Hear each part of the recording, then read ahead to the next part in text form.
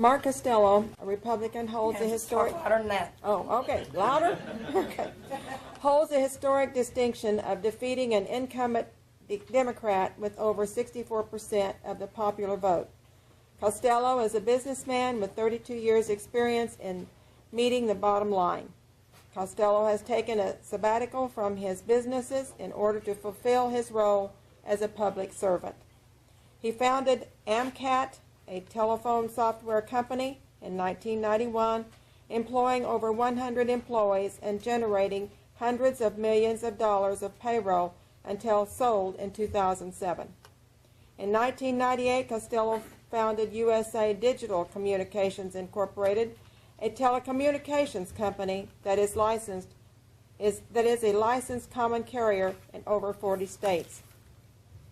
Costello is an active labor commissioner who deploys existing resources to better aid Oklahoma job producers. He supports legislative efforts to reduce government bureaucracy, cut taxes, and works hard to promote private sector job creation. In that vein, Costello holds that it is necessary to adopt an administrative system of workers' compensation in order to reduce the burden on existing businesses and justly compensate injured workers. Costello is a fourth-generation Oklahoman born in Bartlesville. He graduated from College High in Bartlesville and, following his older siblings, entered the University of Kansas, from which he graduated in 1980. To put himself through college, Mark worked summers in and around the North Sea oil fields. Mark married Kathy Zerke, is that right? In 1982, and together they are raising their 5 children in Edmond, Oklahoma. Costello holds a lifetime membership in the NRA. Would you all please welcome our speaker, Mark Costello.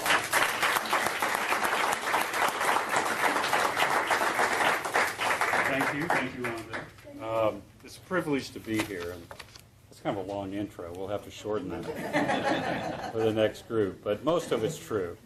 Except we didn't have hundreds of millions of dollars worth of payroll. We had hundreds of millions of dollars worth of sales.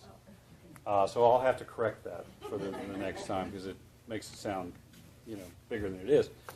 I noticed when I came in here this evening that you actually have something called Principles and Values, and you publish them. It kind of reminded me of Pontius Pilate when he's questioning Jesus, and he says, what is truth? Kind of like it was an alien concept to him. Oh, I think there's a lot of people who would find just the concept of principles and values to be alien. Certainly they couldn't define them, or they wouldn't define them, and if they did, they wouldn't be these. So congratulations for having defined them, put them in writing, put them on your shirts, put them in cards like what I got here today. I have a couple of principles, at least political principles, that guide me. And one of them is pretty simple, pretty commonsensical, and that is the larger government becomes, the smaller our freedoms, the more our freedoms shrink. Now, the other one, I was speaking to a group the other week, and I forgot the second one. I said I have 2, and I never did mention the second one. I was almost as bad as Governor Perry. I have 3 things I'm going to learn. But the second one I picked up from Thomas Sowell a number of years ago, the African-American pundit. And he explained something to me that was very uncompromising but very true. And that is, if you take money from one person involuntarily to give to another person for their personal, private benefit, there's a word for it. Theft. You all know that. I knew your group to know that. And I believe that. I believe it's intrinsically immoral. And yet we do it all the time within the Republican Party. In fact, what you may not know is that Oklahoma strives to be number 1 in a lot of things, but we're not. For instance, we're number 4 in obesity, which means there's 3 states that are fatter than Oklahoma.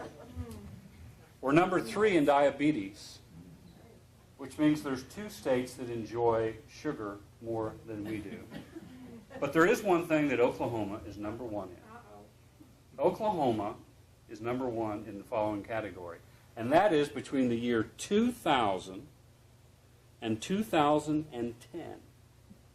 No state in the United States increased its spending per capita at 74% in that one decade more than Oklahoma, the reddest of the red states. So, getting back to principle number 1, the larger government becomes. Now, a lot of that is understandable because the private sector in Oklahoma has done well. We are the home of innovators and risk takers, people who have pioneered horizontal drilling and fracking, wildcatters, people that have that entrepreneurial spirit, and they went out and risked their fortunes and spent their lives to pursue their dreams, and that resulted in, guess what? They pay taxes, and that allowed the government to get bigger. So, yes, Oklahoma, economically speaking, is the best house in a bad neighborhood. But that is mostly due to the abundance and the prosperity of the private sector. That doesn't mean that the public sector should move in and grab it, because it doesn't belong to them, does it? So, as Labor Commissioner, as was explained in my bio, I have spent almost all of my adult life until the last 3 years working in the private sector, trying to feed our family, and with 5 kids, that takes a little bit of doing, but I've been trying to feed the family. But in entering into the public sector, it was almost like falling through the looking glass. A lot of disparity or differences between the private and the public sector. And we entered at a time of the so-called Great Recession. And when we entered, we found that things were abysmal economically. So we did a few things that we thought were in order. First of all, I turned back my state-issued car to the state of Oklahoma. They actually give you a car. Had some keys waiting for me. I said, you know what, I'll drive my own car at my own expense, which I have done for the last almost 3 years now. In fact, it's sitting down in the parking lot. It just turned 100,000 miles not too long ago, and you haven't had to pay a penny of that. And, you know, it may be a small thing, but I think it's more than just symbolic. It's real money. Another thing, when I came into office, and I'll talk a little bit about cars today. I love cars. But when I came into office, I found that the state of Oklahoma our department was leasing cars from another agency. Well, the cost of those cars was in excess of $600 a month for old Chevrolets. And I said, well, this is kind of silly. You could actually lease a BMW from Jackie Cooper for less money than what we were leasing cars from another state agency. But the last I checked, when was it the government's job to be in the business of changing oil or tires or providing cars? It's not, really. So I went out and found some surplus money later that year, and we started buying our own cars. We ended up we started with 35 cars, now we're down to about 27 cars. However, the difference is that we own those cars. We're no longer paying another state agency, $600 times 35, about $20,000 plus a month. That's helping us save the resources. So we've done some other modifications within the Department of Labor. I'd made the decision to shutter the Tulsa office, right here in Tulsa, Oklahoma. What is this Tulsa? Shutter the Tulsa office. Why? Because we had 7 unique visitors a week. 7. Had a dozen or so employees. Now, mind you, some of them worked out in the field. But look, we shuttered the office. We gave the employees the opportunity to relocate to Oklahoma City. Some of them chose to, most of them did not. But people say, well, that's bad political optics. And I said, I don't care. Didn't seek office, take this time of my life to create political optics. Why is it that the people in Poto are not as important as the people in Tulsa? They are. So what we have chosen to do, instead of keeping an office open for political purposes, we've chosen to deploy technology. I noticed that Rhonda had one of those big giant new phones. You're back there. And I was going to pull out a phone, but it's back there, I must be. But we have in our pockets, most of us at least, technology which is 21st century. We can access the internet. But if you go into, or when I came into the Department of Labor, it was distinctly 20th century and not very developed 20th century technology. So what we are going forward in the Department of Labor is if you want to make an application for wage and hour disputes, you can do so online. You'll be able to make applications for licensing online. And you don't have to drive from Poto to Oklahoma City to make an application for a burglar alarm and locksmith's license. You can go to the local career tech, over 32 different career techs, and a dozen or more community colleges that you can go and take that test. Pretty simple stuff. Used to be a Department of Labor employee would show up and from Norman, drive to Oklahoma City, and then be assigned to go down to Ada. Now think about that. That's almost an hour and a half of wasted time on their part, not to mention gasoline and wear and tear. Now we are entrusting our employees to go from their home with their state-issued card that's tracked by a GPS to make sure that they're honestly providing their services, to straight to Ada. The net of net is that we started out with about 85 employees. We now have less than 65 employees, and we're doing more work, getting the job done for less money for the people of Oklahoma. That's what you sent me to do. And I think that's what is expected. It can happen. It doesn't have to, government doesn't have to grow. It does take political will to do it. And let me tell you what, the people in this room provide a lot of political will.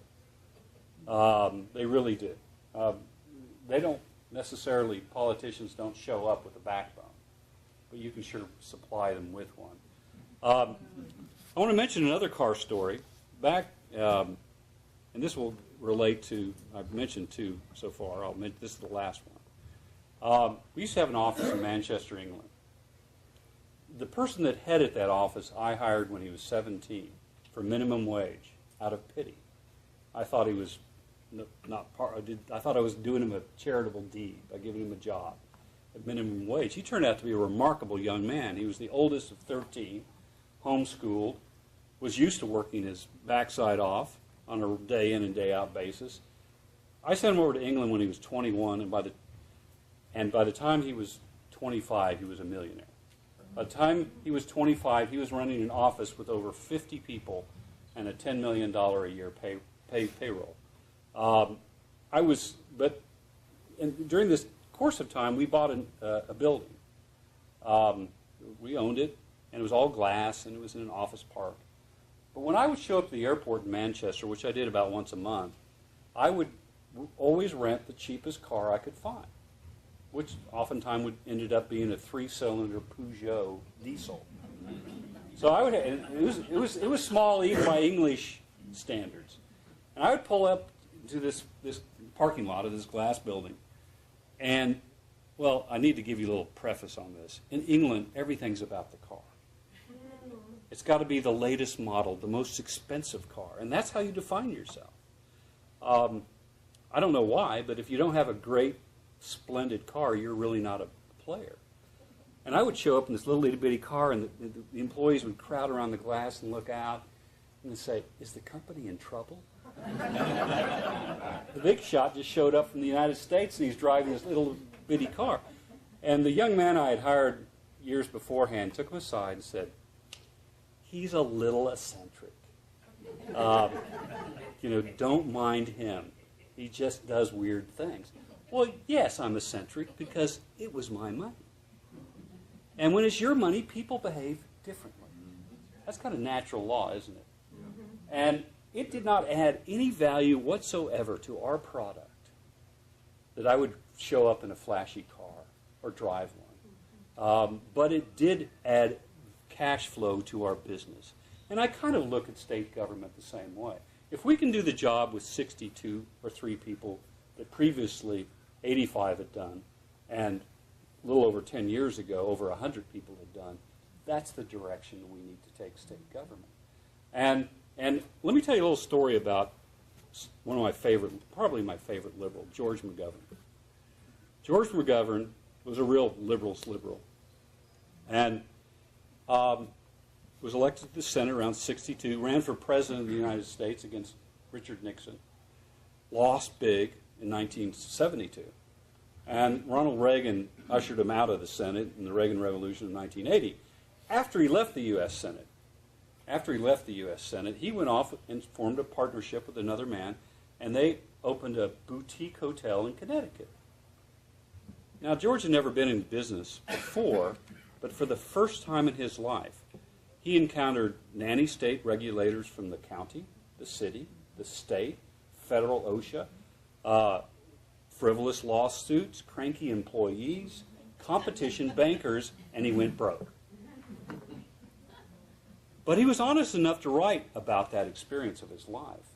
And in an op-ed piece in the Wall Street Journal in the early 90s, where he said, you know, if I had had that life experience before I became a United States Senator, I would have understood the impact of the laws, the thousands of regulations that we put upon businesses day in and day out by bureaucracy. I would have understood it much better and made a finer United States Senator. If I had been elected President of the United States with that life experience under my belt, I would have made a finer president. Well, cheers to the late George McGovern for being honest about it, because it's true. Less than 8% of the people who work for the Obama administration have ever had a significant job in the private sector. 8%. The previous low water mark for private sector administrative experience was under Jimmy Carter at 30%. These people are significantly different than those people who live outside the Beltway. And it comes from their world view. And we encounter it day in and day out. But this isn't the first time our country's encountered what we have encountered. I read a book called The Forgotten Man about a revisionist history of the FDR era. And it was spookily similar to what's going on here, about how FDR would attack business interests, evil capitalists, corporatists. It's one of the reasons why our economy stalled during the Great Depression significantly differently than Europe. They pulled out of it quicker. But one of the reasons why was the ideology of the people who worked for FDR. One of them was a guy named Tugwell. Tugwell was a young zealot, ideological zealot, who in 1927, along with labor leaders and others, went over to the Soviet Union. And they literally sat for 6 hours at the foot of Stalin and kind of soaked in all this great collectivist ideas. And when they sat there, one of the ideas that really intrigued Tugwell was collectivist farms, the government running farms. And so when he went back to work for the governor of New York, FDR, and when he became president, he said, have at it. And he put Tugwell in charge of America's collectivist-run farms. One of them was called Casa Grande outside of Phoenix, Arizona. And everybody who worked at Casa Grande, at the government-run farm, was paid the same amount, $5 a day, from each according to their ability, to each according to their need type of thinking, the leveling of society. $5 a day. And there were 5 guys there who were in charge of milking cows. And I've never milked a cow. I understand it's really hard work. But 2 of them had a little bit of common sense. And they realized that if they would get some automatic milking equipment, they could milk a lot more cows. So they went to the head of the collectivist farm, and they said, look, 2 guys can milk a lot more cows than 5 guys. We can produce more milk, make more money for the farm, and guess what happened to them? Gosh, you guys are smart. They got fired. You're absolutely right. They didn't get the memo. The purpose of government, apparently, is not to create wealth or prosperity or freedom or leave people alone.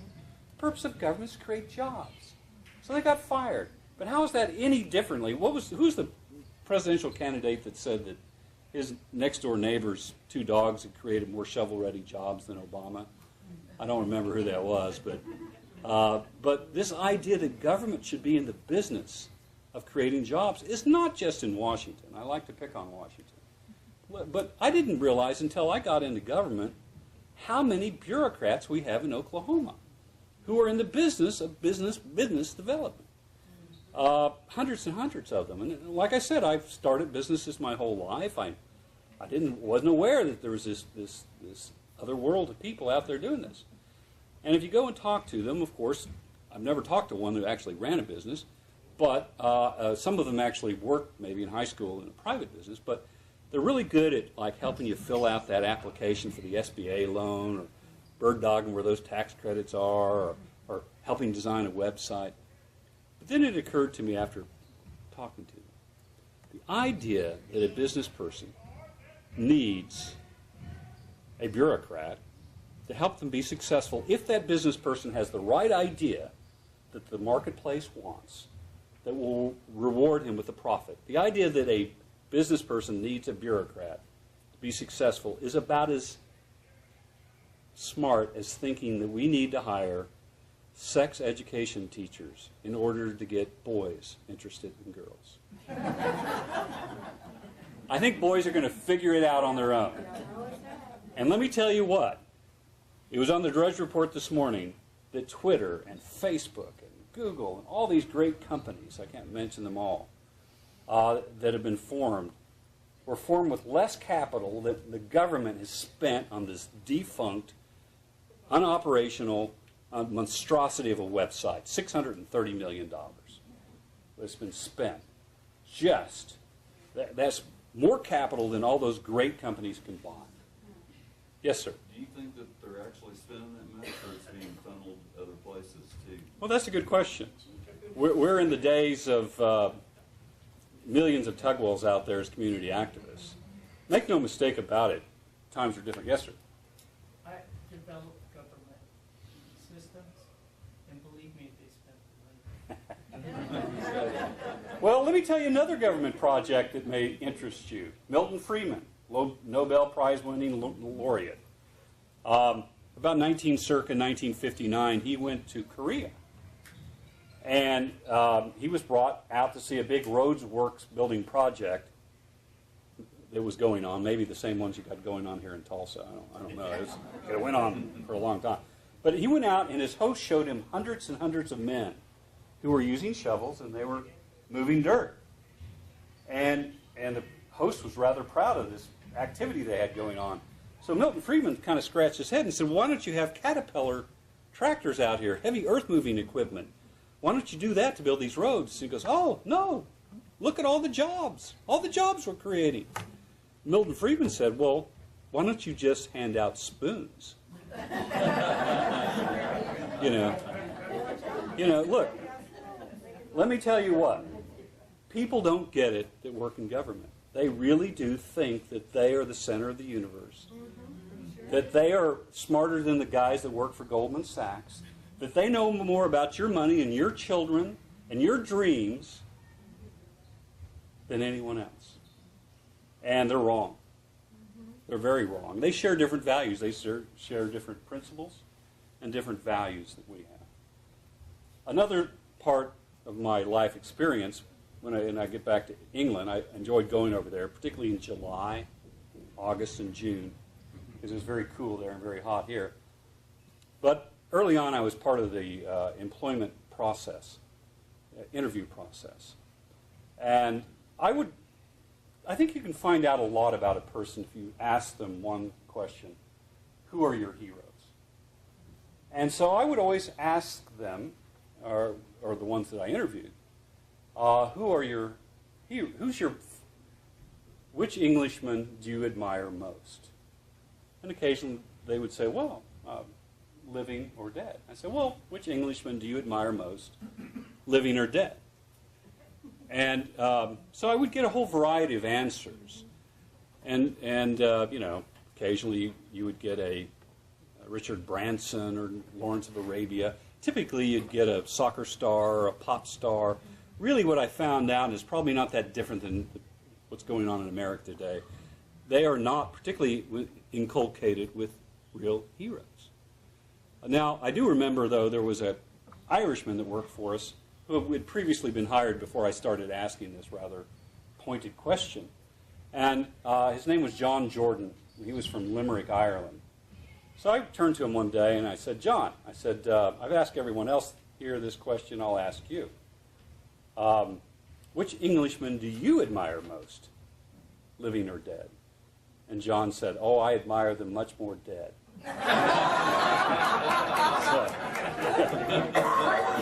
He was pretty witty. Now, I don't know who your heroes are. Can you name some? Yeah, well, James Clark Ross. I don't know. James Clark Ross was a explorer. He joined the Navy in England at the age of 11. He was commanding his own ship while he was still a teenager. He discovered the North Pole. He located the location of the the magnetic South Pole. He identified the Ross Ice Shelf, the Ross Island, and the Ross Sea.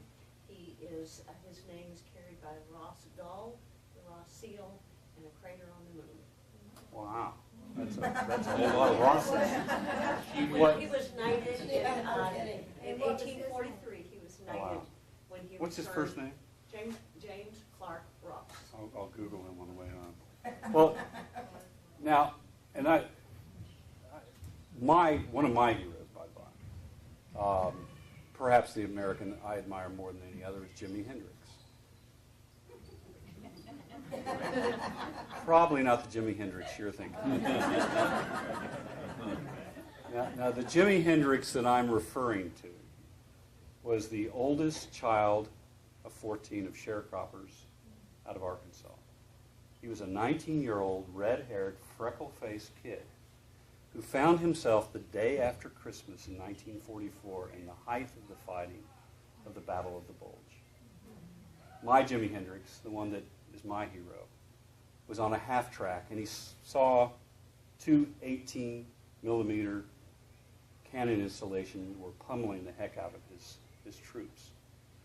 Now, my Jimi Hendrix had learned to feed his family, his younger siblings, and his mother and his father by being a sure shot of rabbits and turkeys and squirrels and anything that, and those bullets cost money. And those kids were hungry at home. So he was an extraordinary shot. So he started single-handedly. He figured he was going to die that day. He started single-handedly approaching these two 88-millimeter installations. And one by one, he was wiping out the troops. Finally, they figured a whole battalion was upon them. And 16 Germans surrendered when they realized it was just one American teenage GI with freckles. One of them pulled out a gun. He also died, perished. If that wasn't enough, later that same day, two other GIs were pinned down and severe machine gun injured in the battlefield, and he went out and one by one brought them to safety and out of harm's way, saving their lives, for sure. And still that same day, another half track was on fire and a man was burning to death. He rescued him and saved him. My Jimi Hendrix did not do what he did for a medal, because he had never heard of the Congressional Medal of Honor, for which he was awarded by President Truman. Jimi Hendrix did what he did because he loved his brothers of the field. And it reminds me of the words of Shakespeare, who said, we happy few, we band of brothers. He that would shed his blood with me this day, he is my brother. So Jimi Hendrix did what he did for his brothers in the field of battle, his brothers back in Arkansas, his sister, his mother, his father, and the country that he loved. Now that's what I call a value and a principle that I can relate to. Now the other Jimi Hendrix I think we know more about than we care to. A hedonist, a sexual pervert, perhaps a talented musician for sure, but he's almost idolized in a way that's unholy. And so I will just close on the words of C.S. Lewis, who said that friendship implies a common vision of things. It's my pleasure to be here amongst friends this evening who see that our liberty is in peril, that freedom is worth fighting for, worth dying for, and that we must do our part. So it's my pleasure to serve as your labor commissioner in the capacity that I have. And Does anybody have any questions? Questions. They want to ask the commissioner? I wondered what the status is on the workman's comp. well, thank. What we're going with that. Well, we got what I would in 2010. I formed a little group called Workers' Comp, not Lawyers' Comp. As I may have mentioned, I'm kind of a simple guy. I advocated and spoke to almost 400 groups around the state advocating for a change to administrative system because of the leadership of President Pro Tem Brian Dingman. That became law this year. But it took a big coalition, and the rates that they're expected to decline this next year are about 15%. Here's the reality. These are the numbers. Arkansas pays $2.58 for what Oklahoma's been paying $1. That is principally due to the principal author of almost all legislation in Oklahoma for half a century, and that's the late Gene Stipe, now of blessed memory. Now, I did not go to his funeral, but I did send a note saying that I approved of it. So that was, I think Mark Twain said that. Sorry. The one criticism I have heard about the new workers' comp system, and I personally, I think it's a good idea, but are you confident yourself that the way the law has been made, that workers will truly be taken care of in a fair manner? They will be taken care of in a competitive manner. Over half of the $900 million we've been spending has not been going to care for workers or their rehabilitation or their injuries or even their compensation. So there's over $500 million of abuse, primarily from how can I say it delicately, the greed of attorneys and the era of Gene Stipe.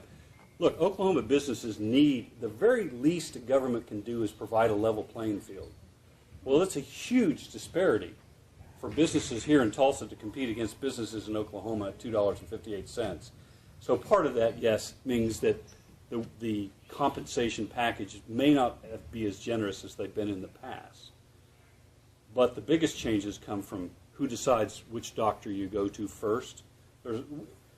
Jim Marshall, as chief of staff, and I went over to Arkansas. We sat down with the commissioners in Arkansas, and what I found out is that over 20 years ago, the Democrats, led by Governor Jim Guy Tucker, fixed the worst system in the country. Today it's the best.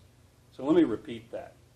The Democrats and Governor Jim Guy Tucker, before he went to jail for corruption, fixed their system. What's been wrong with Republicans that we took us until this year to fix the system we have?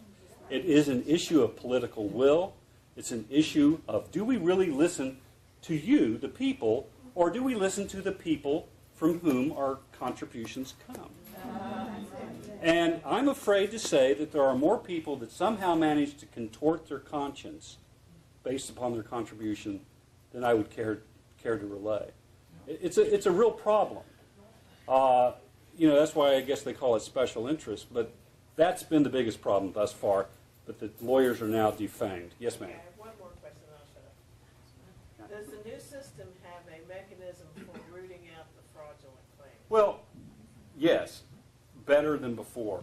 The first way that it roots it out is that before, if an injured worker was almost incentivized not to get back on the job, he would call a lawyer he saw on the back of a Yellow Pages or on a billboard, and then he would send him to his doctor, and pretty soon you had this collusion. Well, that's a strong word, but you'd have this relationship going on. It names the doctors. Yeah.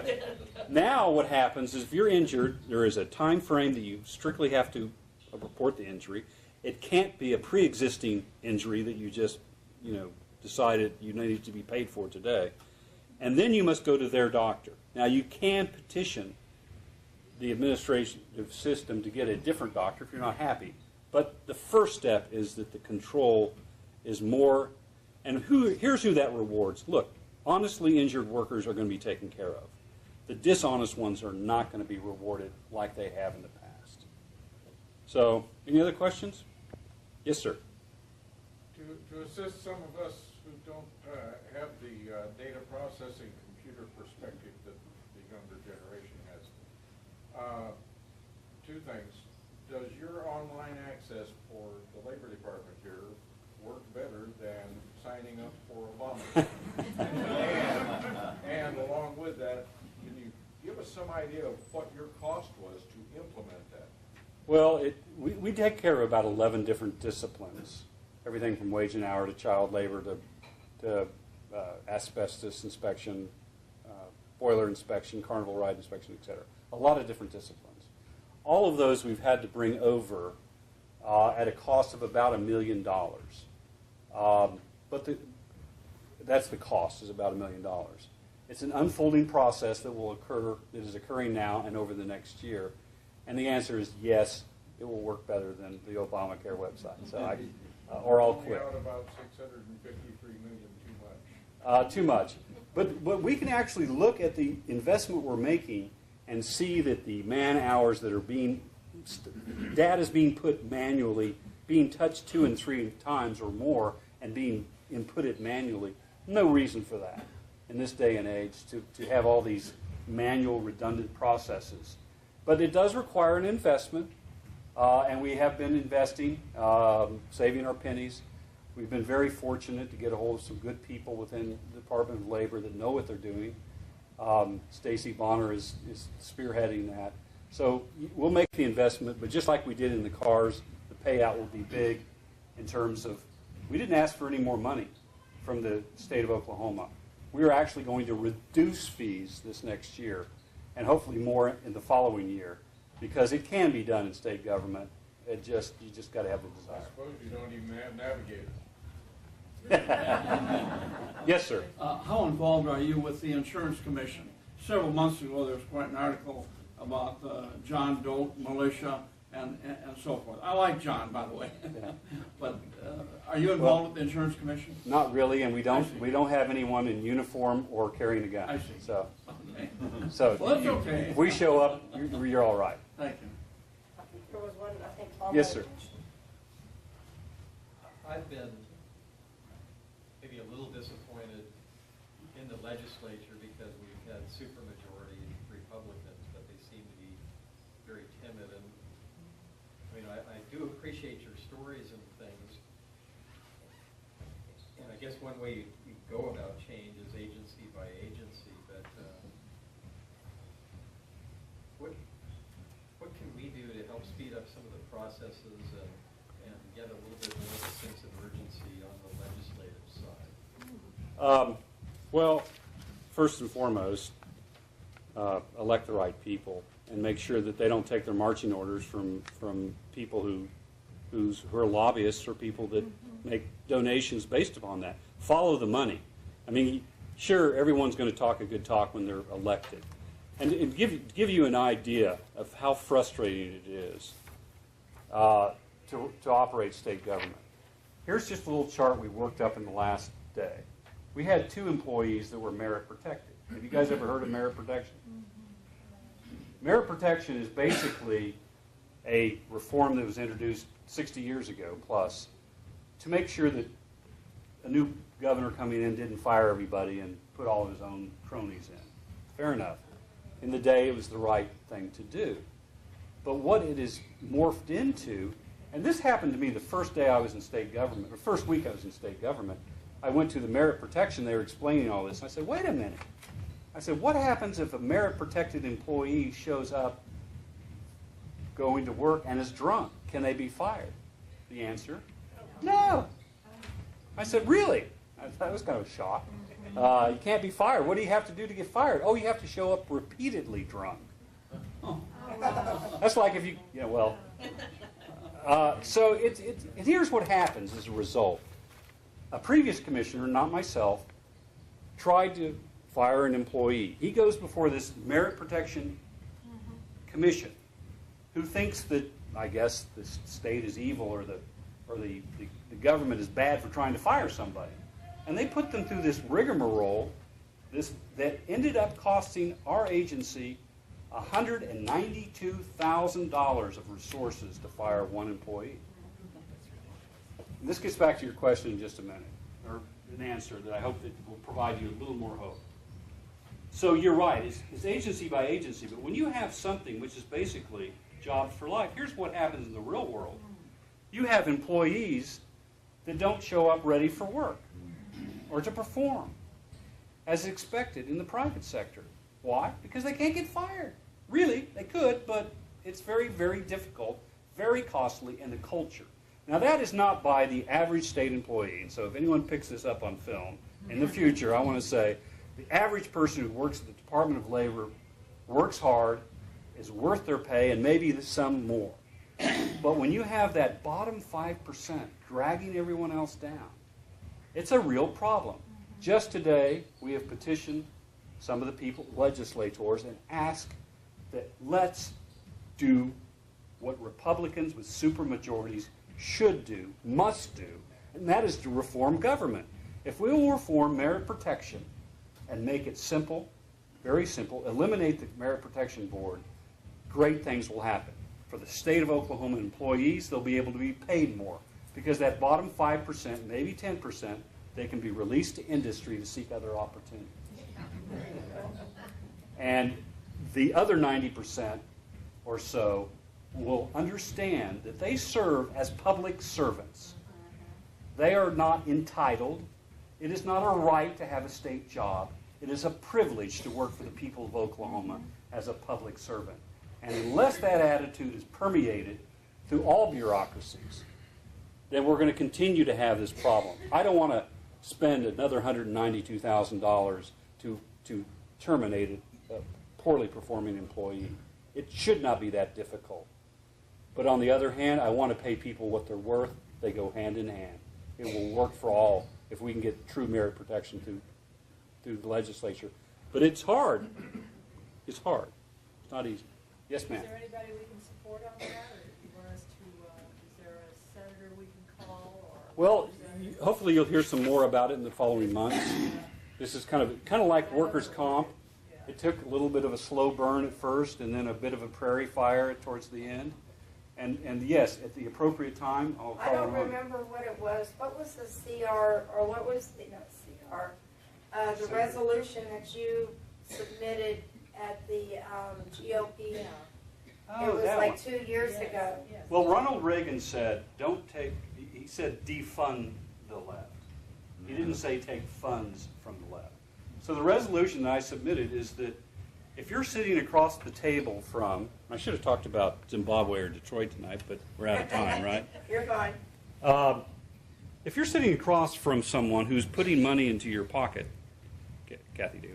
I mean, if you're sitting across from someone and they're a public servant and they're putting money in your pocket for your political campaign and threatening you, that's a problem. I advocated that in order to reform state government, Republican politicians ought not to take money from the Oklahoma Public Employees Association and the Oklahoma Education, so OEA, and the Oklahoma Educating Association. Why? Because, well, getting back to what C.S. Lewis said, we don't necessarily share the same values as the teachers' unions. What matters is that in 2004, the OPEA gave $34 to Democrats and only $1 to Republicans. In 2004, they lost the House. Republicans won. Now they give $2 out of every $3 to Republicans. And that's like, paying money to accepting money from the fox. And you're supposed to be guarding the hen house. Let's face it, the left has never been our friends. They're not our friends today, and they will never be our friends. Not based on C.S. Lewis's definition of friendship. Well, if you're taking money from the left, then it is contrary to the platform of the Republican Party of Oklahoma. But many people do. How do you feel about public employees that have fundraisers hosted by Democrats or liberals or I mean, because I can think of a couple of Republicans, such as our treasurer, Well, that had a fundraiser at Kathy Taylor's did. house. He did, and that's probably not the smartest political move I've ever seen by someone do that. Because let's face it, the symbol of the Republican Party is an elephant. It has a pretty good memory. Elephants do. And you can't have it both ways. You cannot take money from people who are intrinsically geared towards greater, bigger government, Right. and then think that it's not going to compromise your conscience or your principles. It will. So I can't speak for anyone else, but I'll say that I've never taken any political. I made 3 promises to the voters of Oklahoma. I'd never take any political action committee money running for labor commissioner. I never will have taken any lobbyist money, and I also promised that I would take no guitars. Now, that's because the previous labor commissioner took a guitar and, all that. That was a lot of fun to say that in his presence. But it's been fun to be labor commissioner. I bet. I will give the credit to the voters of Oklahoma. The 3 previous labor commissioners were sent packing on election day by the voters. Brenda Renault, Lloyd Fields, and Renfro, the 3 previous commissioners. Next year, I'm going to give you all a chance to make it 4 in a row. Or maybe you'll think better of it, okay? Thank you all very much. My pleasure.